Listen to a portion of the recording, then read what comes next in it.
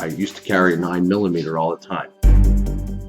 A little bit of failure is what makes you stronger. Recycle your pain. You can't just say, okay, let's pull up my bootstraps and let's do this. I wanted more. I wanted more. I needed more. I needed to be successful for myself. Fear is manifested in our minds. Scott Binsack, thank you for joining me. Tonight, I'm going to be discussing rose-colored glasses, why we refuse reality and make excuses. I think all of us would like to wear rose-colored glasses all the time. Who wants to look at the world today? It's pretty ugly.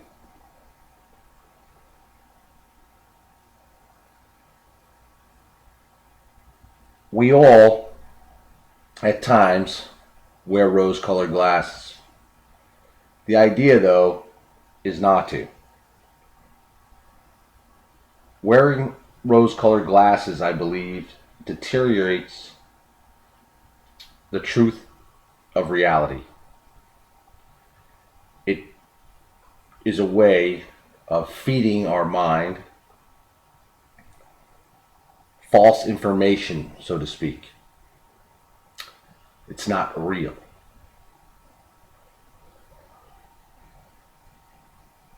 If we don't live in reality, what are we living? Pretty much a lie.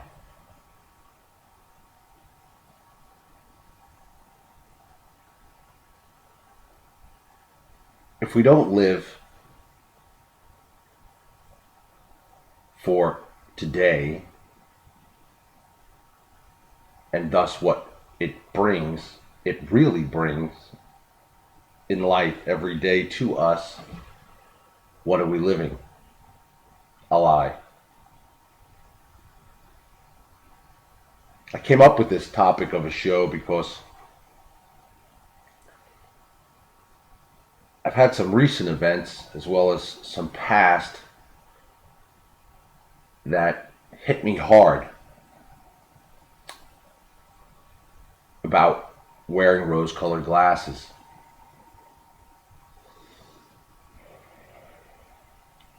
We all need to face the truth of any situation. But the main thing that we have to face the truth about is ourselves. I'll say it till I'm blue in the face.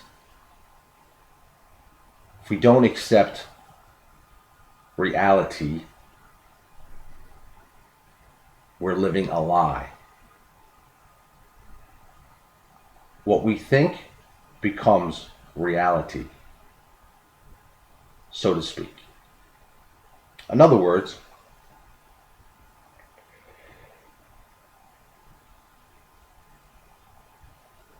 if you're in a bad relationship and you stay there, many will wear rose-colored glasses and make it seem as if that relationship and or marriage is good, when in fact it's not. And they'll continue to wear these glasses because it's safe for them. It's safe because they could be too lazy that they don't want to face themselves. They could be too lazy that they don't want to go out and live for themselves. It could be because of fear of the unknown, of being alone, or not being loved, or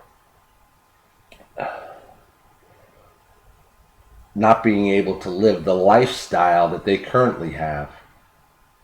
Many, many reasons. Or it could be such an abusive relationship that they've been controlled to believe that's all they're going to ever have.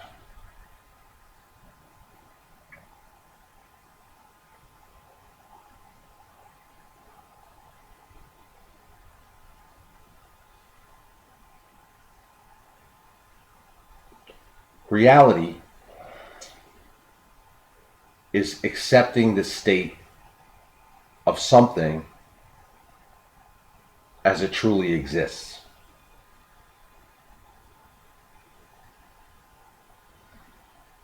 We all make excuses to not face things about ourselves or not do things because we don't want to change. We all hate change, so to speak. Then on the other hand, we love change when it's something good for us, or we believe that it's good for us.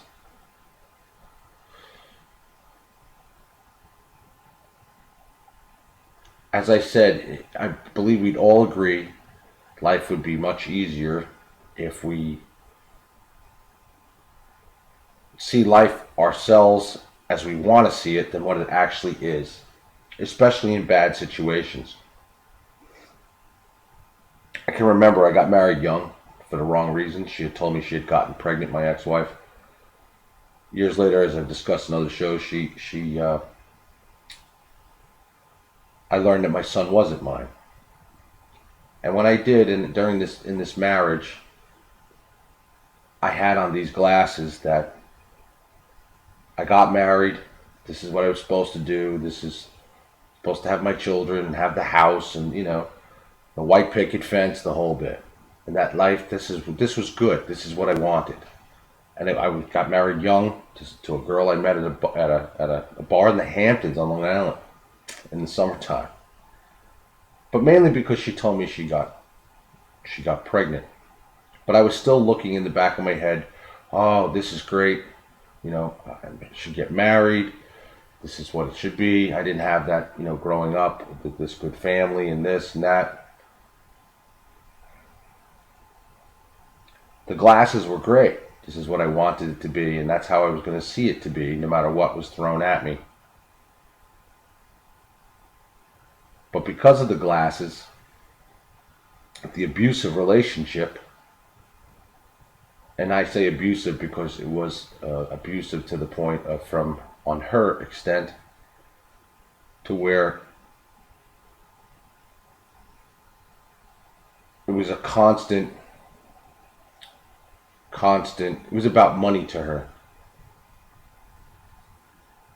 And I wanted to please her. I didn't want anybody, especially her, to not like me or not want me. And I was seeking love. So I wanted to please her. This is the reality I had fixed in my brain, that this is what it was supposed to be. Raise the kids, even though this child was not mine, I was still going to raise it. Despite the fact as time went on, the landscaper at my home was the man she was cheating with and also the father of my son. Well, of what I believed was my son. I knew this. I knew it. I knew it was happening. And I didn't want to face it. I didn't want to face it. I didn't want to face it at all. Was it me? I wasn't good enough. The list goes on. What could I do to make it better? What could I do? Could I buy her more things? Could I get her more material things? Could I do it? And it was comfortable. It got to the point where it was comfortable. But it was horrible. Because I didn't love her. Didn't love her from the beginning. We were young. If you want to say, yeah, maybe we fell in love at that stage, but it wasn't love. It was deceit from the beginning. And even if it wasn't deceit, it wasn't love. It wasn't the intimate love that you could share. And I remember feeling so alone in that relationship, but I still wore the glasses, still stayed. And the abuse with her, she used to yell, she was very loud, she was very abusive to the children. It was not a good scene. It was not a good scene at all. And she wasn't a very good mother, and I'll say that to my children when they were younger. And it was bad. But I still tried, and I still tried, and I still tried, and I still tried. For what? I knew I didn't love her. So why did I stay there? Oh, I wanted to take care of the children. The children. The children. But the children sensed and picked up on the issues of us, no matter what. There's no fairy tale life. There's no, there's no such thing.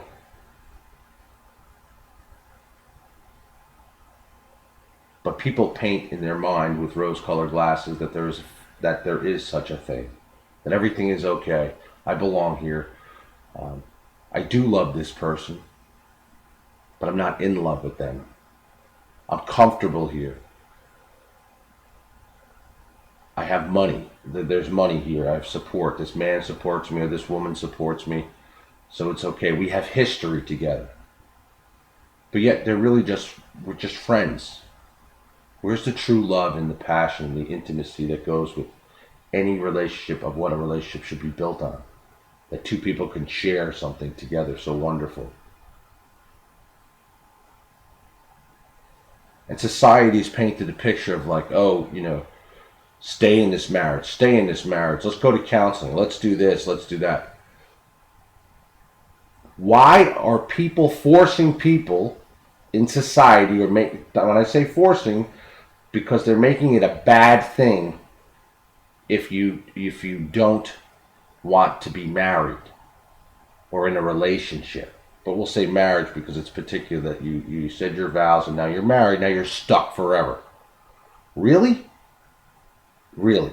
Especially if you get married young, or you get married for the wrong reasons, and here you are in this marriage, and I'm using the word, say you're in a relationship as well.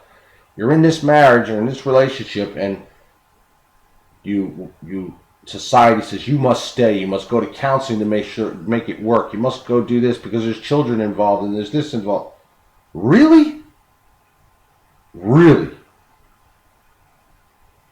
Those are rose-colored glasses in itself. That's not looking at what reality is. If two people don't love each other in that way, they shouldn't be together.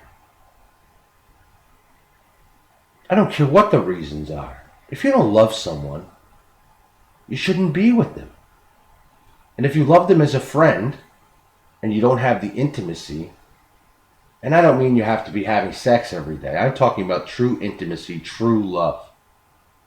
That you enjoy being with this person and you don't feel alone when you're with them, and you can laugh with them and you can cry with them and you can talk to them and they're your best friend and they're all of the above. And it's hard to find. So people settle for less today. And people have settled for less I shouldn't just say today, for God knows when. It used to be you get married right out of high school, women stay at home mom, dad goes to work, More glasses. That was society painting this picture. And we've got bred into that. And then it came along that it's easier to just stay for financial reasons, or because lawyers made it, everybody got their piece of massive divorce settlements, or they took half of the other's possessions. Rightfully so in some cases. If you lived in an abusive marriage and you put up with it and you were a good, spouse, you have a right to that. Or you built it with them, or you helped create it with them. You have your partial right to that.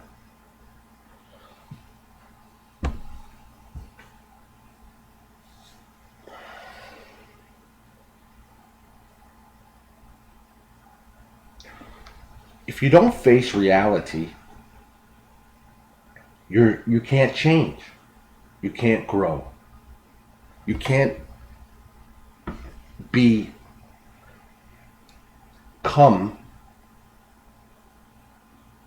someone better.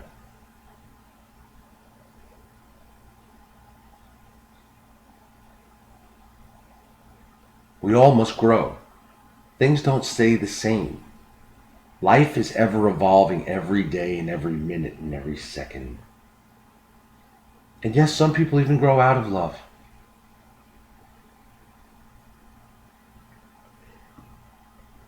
And the excuses go on and on and on and on and on. People, we make excuses for everything. Everything. We make tons of excuses because it's the norm in society, and people accept it, and we accept it as excuses as a race. We make excuses for why our government is the way it is, or why we stay in jobs, or why we won't open that company, or why we won't take the next step in our health, or why we don't want to go to a doctor, or why we don't want to, there's excuses for everything today because it's easy. It's easy. Actions speak louder than words.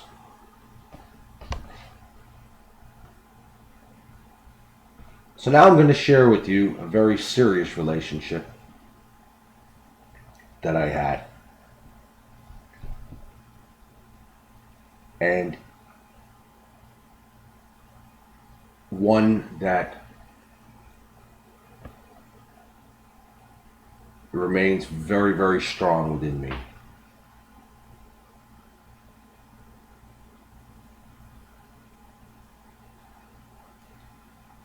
It still hurts to this day.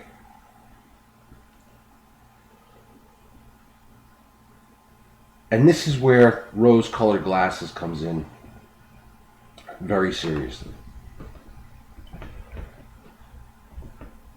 You meet someone and they tell you their situation. Well, and I met this person, and they were married, and I wasn't. And I always told myself, don't get involved with married women. Because when I was younger, in my early 20s, when my marriage was breaking apart, I had a client, for a very, very wealthy client's wife, who I ended up having an affair with. And I had on the rose-colored glasses that, she truly wanted me. She told me she loved me, yada, yada. When in reality, she was merely doing it for attention with her rich husband. And went and told him about it soon thereafter. And it was a disaster. It was a nightmare. And I learned a huge, huge lesson from it. And I promised myself I would never do it again. And we'll fast forward 25 years later, whatever it is, 28 and whatever it was at the time.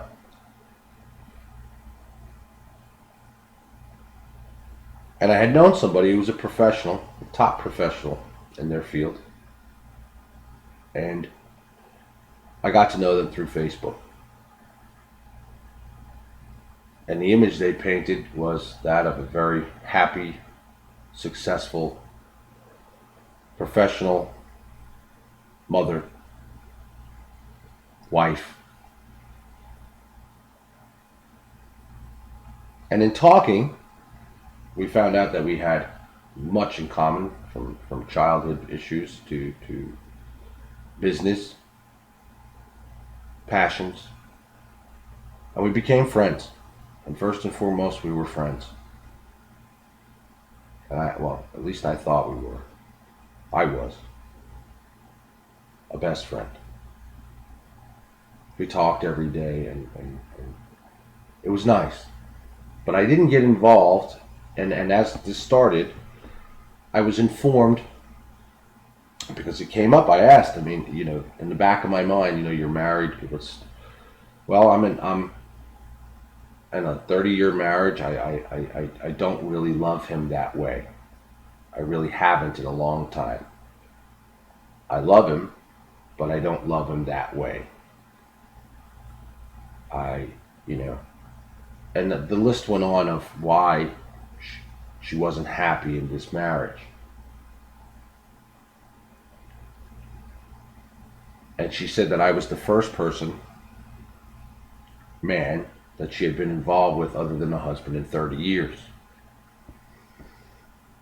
As soon as I heard that, at first the bells went off in my head like, okay, why me? Why are you picking me to be the first, allegedly the first one? And during our conversation, she had admitted that she wore rose-colored glasses and she painted this incredible picture of what it should be and what it was at in her life. The nice house, the husband, the children, and many factors came up that set up red flags within me. And my gut was telling me, to stay out of this situation. Stay away. But I couldn't, because I slowly started to fall in love with her. Of what she was telling me and this person that was showing me.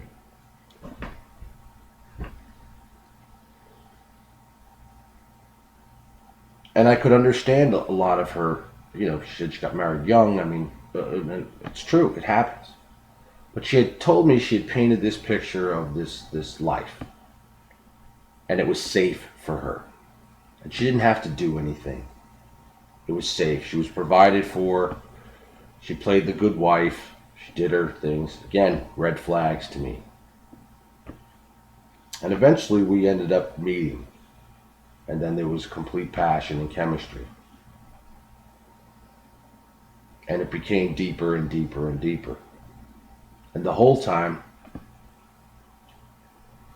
and I was told that she wasn't sleeping in the same room with her husband. They had gotten to this point. Otherwise, I wouldn't have gotten involved.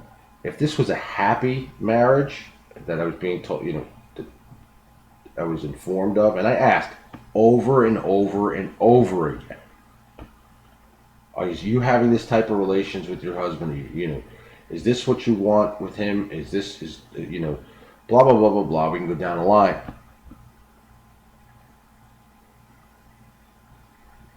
Why are you staying married? I'm scared. I want to get out of there. I have to become financially independent. Meanwhile, they sought counsel. She already knew she would she would get what she needed financially, because the husband dealt with his own serious issues. Alcoholism, drug use, and she herself was being abused in that situation. Living with any type of addict, you're going to be suffering abuse.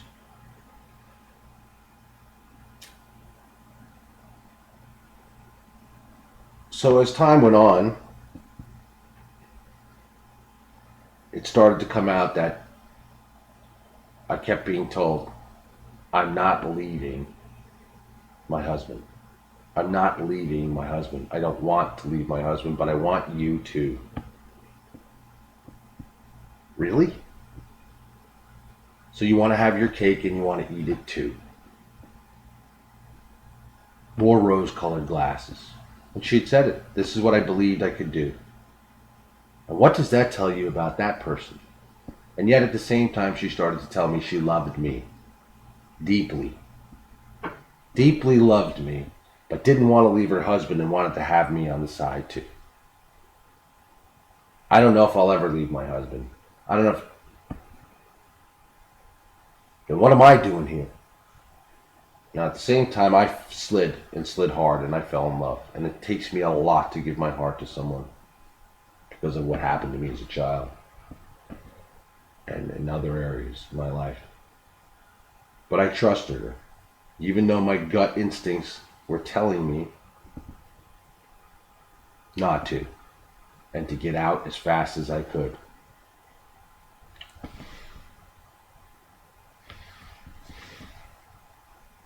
And we went on, we traveled, see each other, you name it, it went on.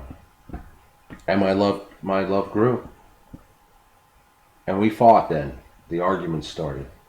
Because she was very rude and nasty at times. No empathy. And I'm going to use these words. There was no empathy. And if you don't know what empathy is, that's the care of the results of one's actions onto others. There was no empathy. In other words, when it came right down to it, it didn't matter what my feelings were. It didn't matter how this was upsetting me. It didn't matter. And I tried to accept it. I tried many, many times to accept it and there was never any, I want to be with you. I want to be with you. I want to have a life with you. Even though we got along with everything, tons of things in common, everything. If that was the true person and not just some more rose-colored glasses of creating something in a fantasy illusion. And the illusion she had also was that she had a good marriage. And she came now, as time went on, it came back and she said, no, I love him. I want to stay here. I love him. I love my family. And then when it got down to it, I asked, what do you mean? Well, she's cared for. I don't have to work if I don't want to. I don't have to do this. I don't have to do that. I have my children taken care of. We have health insurance. I've heard every excuse under the sun for why she did not want to leave her husband. But in the same breath, she would tell me how much she loves me and needed me and wanted me. And it was either take this or leave it to me. And I'm not one to be told anything like that. Anybody else, I would have said, take a fucking walk. Straight up. Like any of us all should in that situation. Nor should I've gotten myself involved in this situation to begin with when my gut told me not to and my intelligence and experience in life told me not to get involved. But you want to believe, we want to see, we all want to be loved. And when you have so many things in common and you have chemistry and you have passion and you have the intimacy,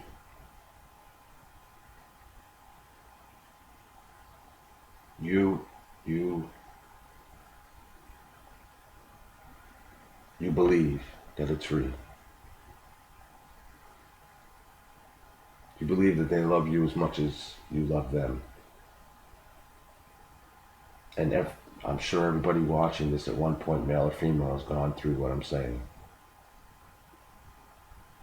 And you love them. You really love them if they don't really love you. They say they do, but their actions don't match their words.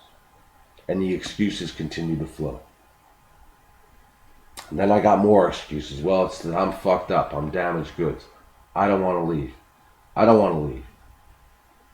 I don't want to leave. But I want to see you, and I want to be in your life every day. And then I was told I couldn't talk to other people. You go home to your husband every day, but I'm not allowed to talk to another female. And the jealousy would rage. And every night I'd have to have it thrown in my face about her husband. And I allowed this shit. I allowed it. And thus made excuses to myself about what the reality is to this situation. Even to the point where it got to that she turned it around to try to put it on me of why she was doing these things. Complete madness. Yet she's in a marriage with an addict, a marriage she had began an escape plan for years before because she wasn't happy. And yet she says she really loves me, but she can't leave her husband, nor even try to even separate. So she was living two lives, two worlds, living in two worlds. The world of and she's a control freak as well. And I'm not controllable. But yet, she did sort of control me because with my emotions and my feelings, she knew how much I loved her. She knew. And she knew I gave her 100% of my heart when she only gave me a very small portion.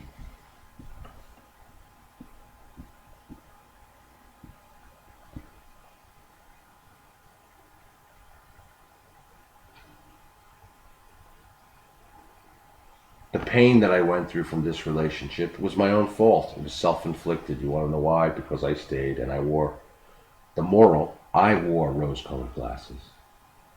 Because I wanted to see what I only wanted to see. And what I believed, what she was saying, is that she did love me and she wanted to be with me, and it would be okay. And I put the glasses on, forgot about the husband, and focused. And she kept saying that to me all the time. How about we just focus on what we do have now, not what's going to be in the future? And I'm a big believer on that. Live for today, not tomorrow. But at the same time, that was her way of turning from the fact that she was never going to leave her husband.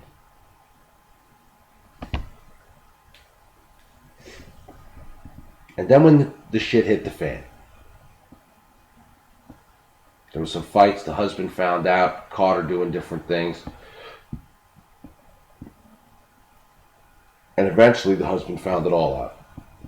And I got a phone call one night, 24, not even 4 hours before I was supposed to step on a plane to go see her at the time.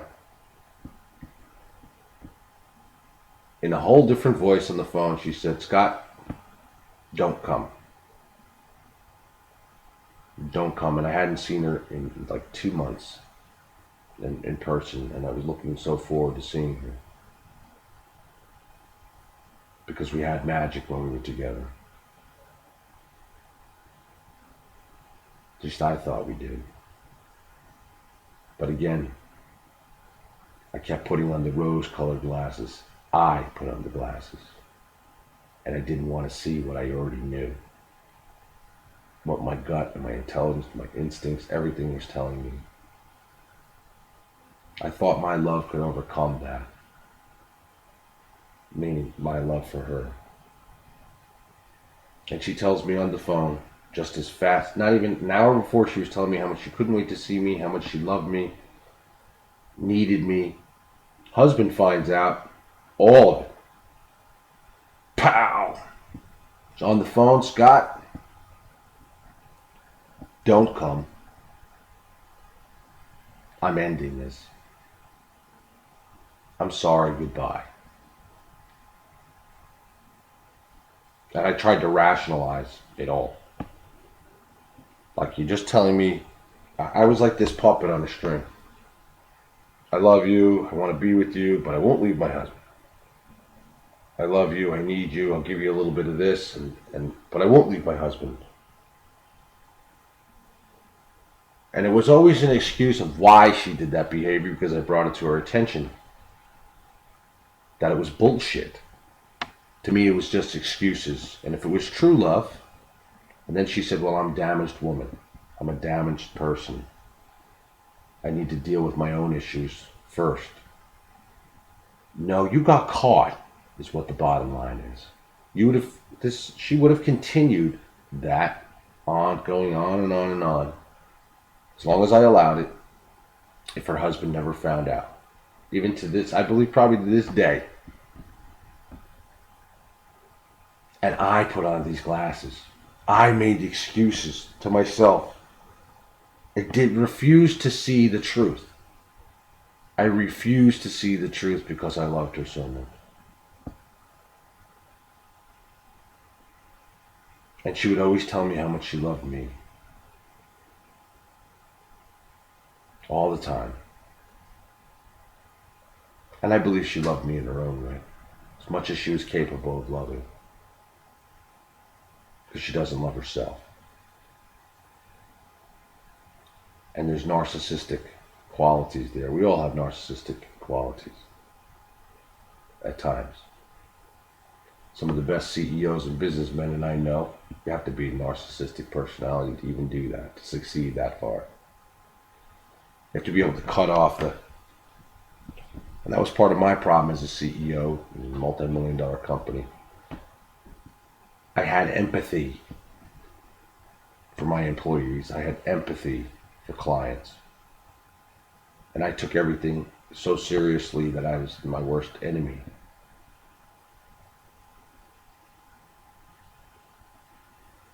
Yet she didn't even realize she was being controlled by her husband the whole time. They knew each other since 15, married young. Years before, when their first 2 children grew and left the house, there was nothing there. She was going to leave then. He knew it. He asked her to have more children. He knew keeping her pregnant, keeping her at home And she enjoyed it. She was pampered. She got everything she needed.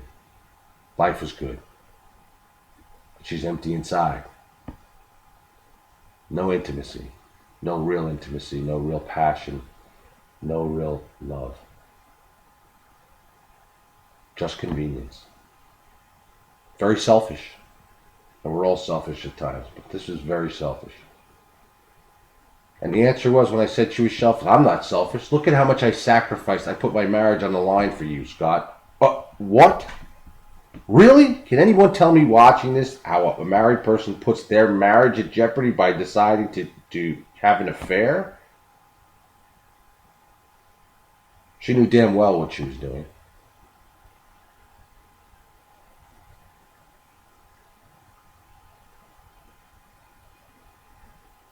I would pray that she loved me all the time, and that she would leave her husband in a respectful way, not to harm the children, and make peace that way.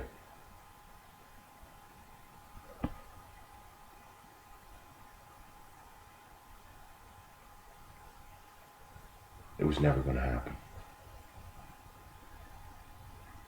I was the one that wore the glasses. She said she wore them for herself, to stay there. No, there was no glasses. She knew damn well why she was staying there. There was no pretty painted picture. She wanted her cake and to eat it too, and made every excuse under the sun not to leave when it came down to that, and told me at times what I wanted to hear. And then I'm smart. I caught it. I caught many, many things. If things don't add up, A to B, my bells start going off. And somebody says I did this, this, and this, but I'm not doing this and this and this. And I believe probably during the time she was sleeping with her husband and sleeping with me at the same time. And I feel disgusting about the whole thing, because I would have never done it.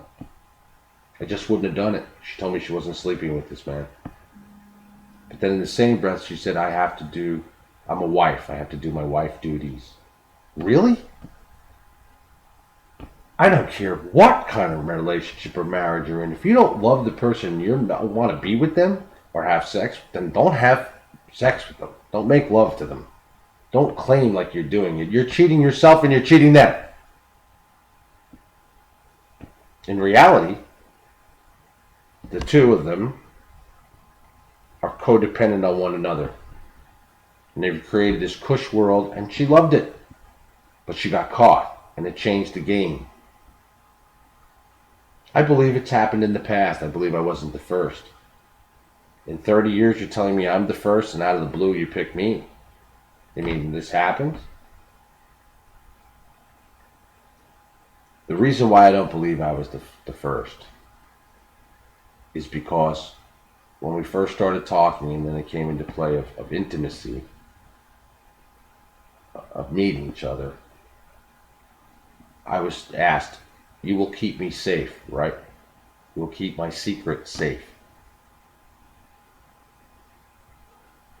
The hair stood up in the back of my neck, and my gut was telling me I'm not the first in this.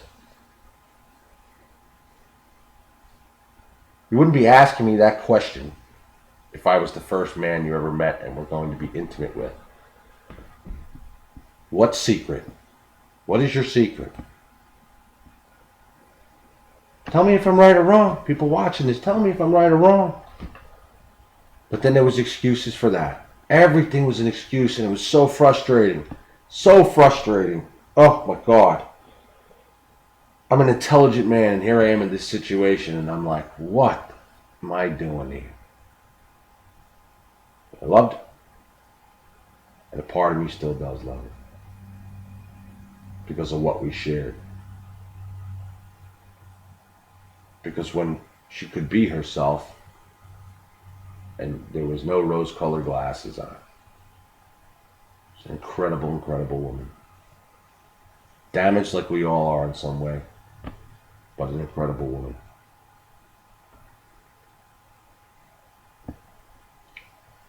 No one should be trapped in a relationship. Or in a relationship. And if you're in a relationship and you're staying there, or in a marriage, because of the convenience, because of the money, because of the children. In your own head, you're telling yourself this, but you don't love that other person that way. You shouldn't be there. It's not fair to them. And if you really cared and loved yourself, and I don't mean selfish, there's a difference. Here's the key. You love yourself. To be selfish is you care about what other people can give you. When you love yourself, there's no selfishness involved.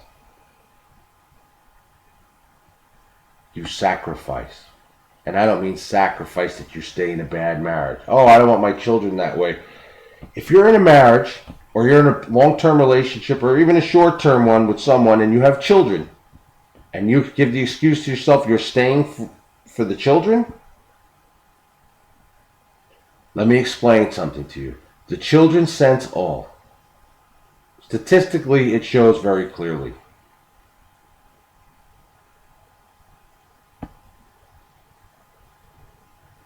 You shouldn't stay. And if you really love yourself, and if you love the person even as a person, the other person, let them be free. They may not want it at the time, but they deserve to be free. They deserve to have intimacy and love themselves by someone else. When I said that to her, she told me outright, well, I'm afraid well, I don't want him with someone else, but I'm afraid you're going to find someone else before I can get out of this marriage. Really? Really? Unbelievable. Unbelievable, the excuses and the stuff I heard. And you want me to believe I'm the first man you were ever with in the 30-year marriage? And that I was this important to you, as you've told me, and how much you loved me and how much you did all this to me?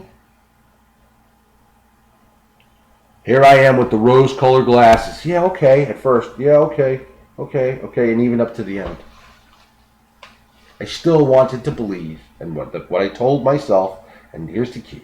What we tell ourselves becomes reality. If you tell yourself you're going to go nowhere, be nothing, you're going to be nothing. If you tell yourself, and this is where, that's not rose-colored glasses, but reality is where you can, what you feed yourself is, what you feed your mind is going to become reality. Truth.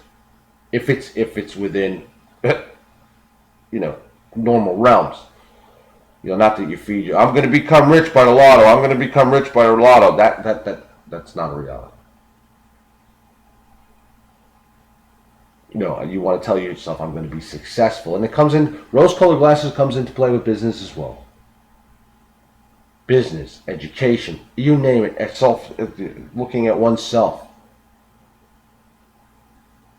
You paint, rose-colored glasses, you see everything, oh, I'm this person, I'm that, I'm this and that. Meanwhile, you're home playing video games on the couch.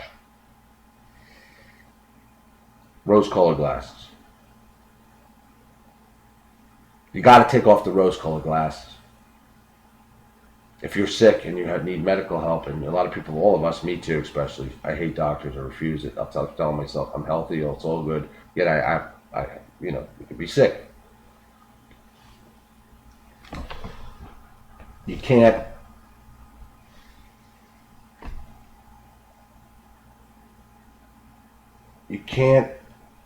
fake life. And people go through their whole life, just like the woman I'm talking about, living a lie because it's beneficial to them. And then when a time comes and they're old, and they will be alone, they ask themselves, what the fuck did I do? What was this all for? They missed out on the main purpose of life. And that is love. The main purpose of our life here is to love one another. I mean, truly, to be in love, and to share that, and to grow, and to learn, and to grow. You can't grow if you don't accept reality. You can't change if you don't accept reality. If you keep wearing rose-colored glasses in life, you will go you can't move. You can't go forward. Really, you can't. Meaning, in reality, in your own mind, yes.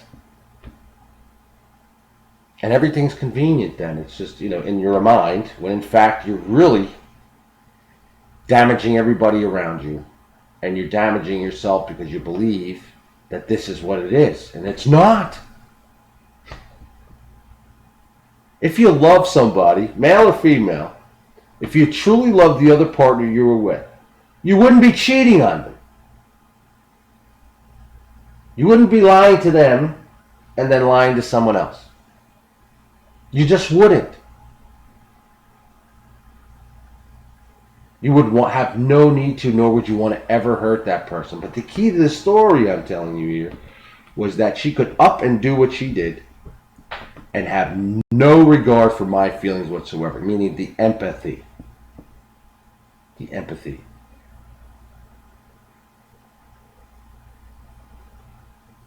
And the husband's just as bad. If I found out my wife was having the length of affair that I had with this woman at the time, and then saw pictures and things and da-da-da-da-da, etc., from the computer or the phones and whatever it may be,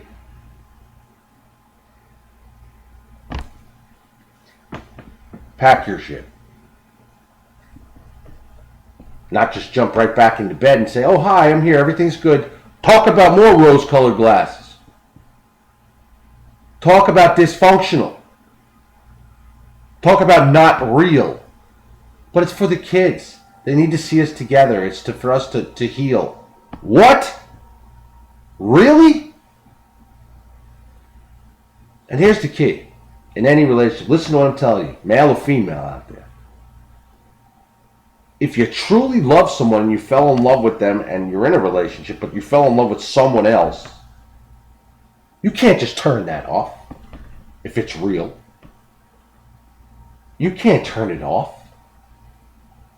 You can try, you'll put them glasses back on, but it'll always be there. Some people wear the glasses well. Some people hate reality. Most do, actually. And we all have done it at times. We don't want to accept the truth.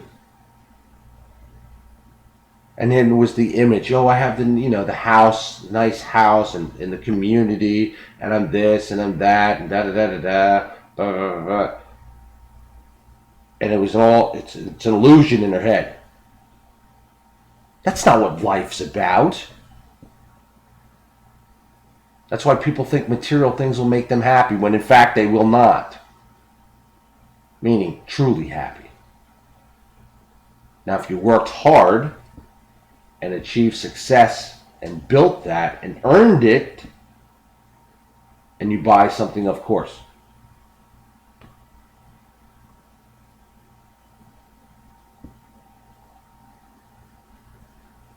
The pain that I went through in this relationship at the time was incredible, because the deep love I had for her. Because as I said, we got along incredibly when we were together. And the rose-colored glasses were off on her side. In other words, that she was being herself. But yet here she is controlled and told, do this, and this, boom. Sorry, you gotta go. No empathy. No feelings for me or what the consequences are to me. But do you understand what I sacrificed for you? I sacrificed my marriage and my children for you. You sacrificed them for me? No, you made a choice. You made a choice as an adult, glasses and all, to be with me. And I chose to accept the situation based on what you told me. And that's what we do with people. We try, we let people in, we trust them, and this is that, and that's what I'm trying to tell you. You see things on the internet, you see people on the internet, you see these things. They may not be real. People are not real. And that's why I say stay real all the time, because I found that out in my life completely. And that's the name of my book, Staying Real. Life is about being real. Life is about being true to yourself. Life's about being intimate and being loved and to love back and to grow and to learn from lessons and to do these things and move forward in your life. Not live a world of delusion. Is that what you're going to waste your life on? And if you stay married with the excuses of children and this, I love them, this, that, if you loved them or her, you would have never cheated on them or fallen in love with anyone else.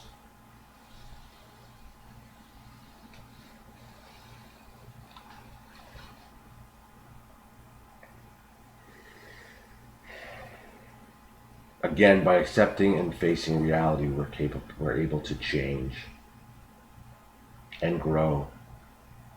Everything changes. Time changes. Every minute, every second, life is moving and moving and moving and moving and faster. Everything changes. And when you find real, true love, you better hold on to it because it's rare. And when you have a connection with someone, male or female, whatever situation you're in, and if the connection is that deep, I think that only comes along once in a lifetime. Because there's a difference between love and true love.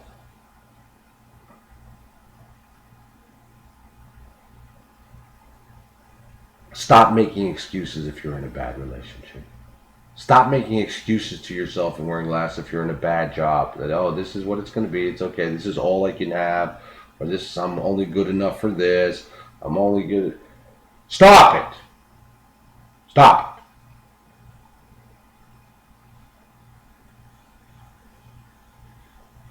it.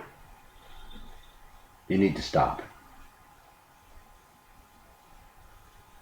And if, people are funny and they go, and I've done it myself at times in my life, but I really don't really do this anymore at all. I can't do that because of this. I can't do that because of this. I can't do that because of this. It's always something. I can't go get that new job, or I can't go and get my education, or I can't start that business. I can't get out of this relationship. I can't get out of this marriage. Stop saying the word I can't. The word should be I can. If you want something, go get it. Or if you meet someone and they are that important to you and you truly do love them, be with them. People get hurt in life. We all do. It's how the game is played.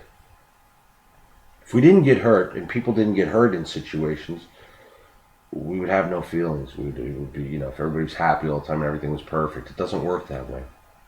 You have to love yourself and do for yourself. That sounds selfish, but it's really not. That's not selfish. Being selfish is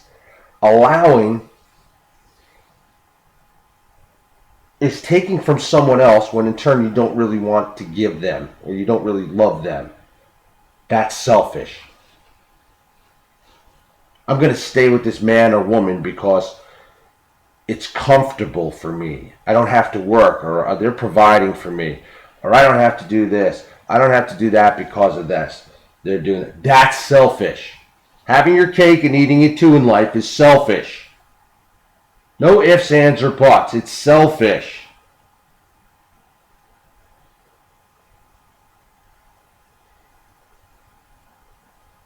The excuses are endless.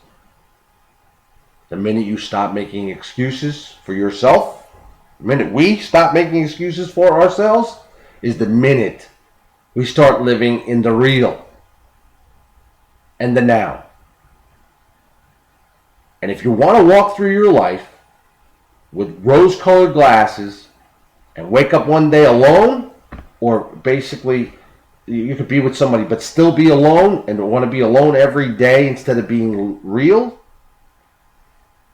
who wants to do that? Because it's easy and it's safe. There's nothing safe in life. You tell me what's safe in life. You tell me what's guaranteed in life. I want to know. You get in a car with a seatbelt and airbags, you guarantee you're not going to die when you get into an accident? No. What's safe in life? There's nothing safe in life. Nothing. Not one thing is safe in this life. Nothing. I did a huge show on it, and I fully believe, and it's true. It's a well-watched show. Nothing's safe. More excuses to ourselves. This is safe. I'm going to stay here. I'm going to be miserable inside, though. And here's the kicker. Anytime I asked about her leaving, no, I love him. I want to stay here. You love him and you want to stay there? And you love your family? No, you love how good you have it made. That's selfish because you're even taking away from the man or woman you're with in a situation like that, from their freedom and their love, their right to live free of rose-colored glasses, and live in reality. If they're believing you truly love them and you're out screwing someone else, and you truly, we'll just say you even fell in love and you're making love to someone else, and you're still staying there for the benefit of yourself, but using the kids and the I don't want to hurt them, the excuse, that's selfish. And give me a shrink or someone else that tells me it isn't. And I think they're all whack jobs too. Just kidding. Point being is stop. Enough. It's bad enough that we have to wake up every day to a world that is just out of control. You want to wear rose-colored glasses and not look at that kind of stuff and not turn on the news? Fine. But even that, you need to accept what's going on around you, around us. We need to accept the truth. We need to accept reality. We need to accept our issues, face them, take off the glasses, face them, and deal with them. For ourselves. That's not selfish. Because until you love yourself, you won't be able to love anyone else. And you're going to be toxic to other people around you. I should have taken the glasses off. I didn't want to see it over and over, even though I knew it and knew it and knew it. I didn't want to see it. I didn't. Because of the love I had, the real love.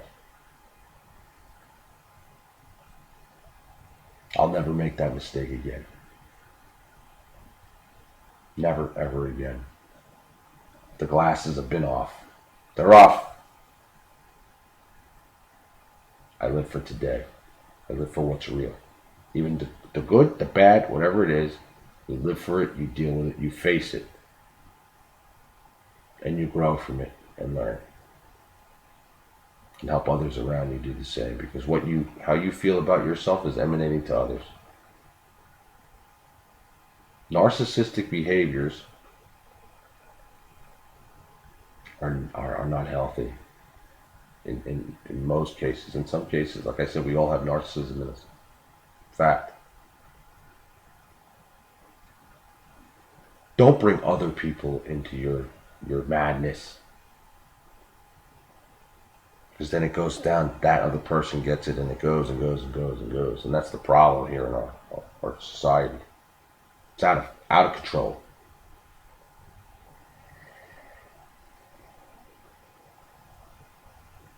If you're stuck and you're there and you have the glasses on, but you don't really love the person you're with, get out. Get out. It's not fair to them, and it's not fair to you.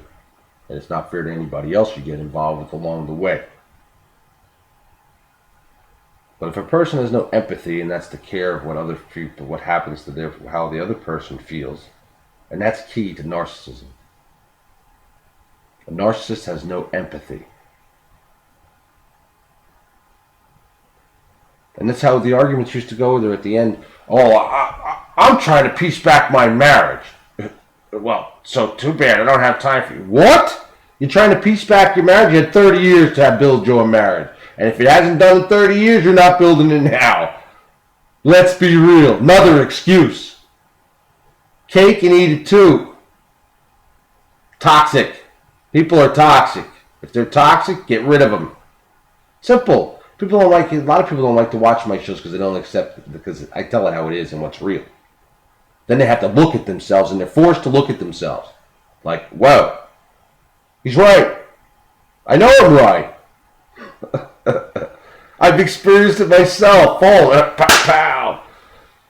Get up and learn and go and move forward. Take the glasses off. Live in reality. Stop making excuses. That simple. Do it. Find out your issues, why you're there, why you're staying. Fix them and get out. Don't spread the vision to others, because that's what happens. And don't kid yourself. If you think you're staying for your children and your children see these things, they don't have to see. They sense. There's no pretty fantasy in life. No, you know. And actually, this person told me, oh, this was a fantasy of mine. Living out. What? See how people suck you into their madness? And we all fall prey to it at times. The key is to identify it and not fall prey if it comes our way. Be smart. Never settle. Take the glasses off and start living your life. And here's the best part of this.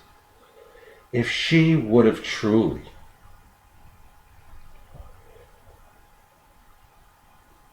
loved herself, identified her issues, and really wanted to deal with them, she could have left that marriage. For herself. Not me, not anyone else, but for herself. And have been free inside to be herself. And her children would have blossomed better. If she would have blossomed, the children would have done better. Everybody would have done better. You can't please everybody, and you can't make everybody happy, nor are we supposed to. We're supposed to make ourselves happy by being whole with ourselves and truth.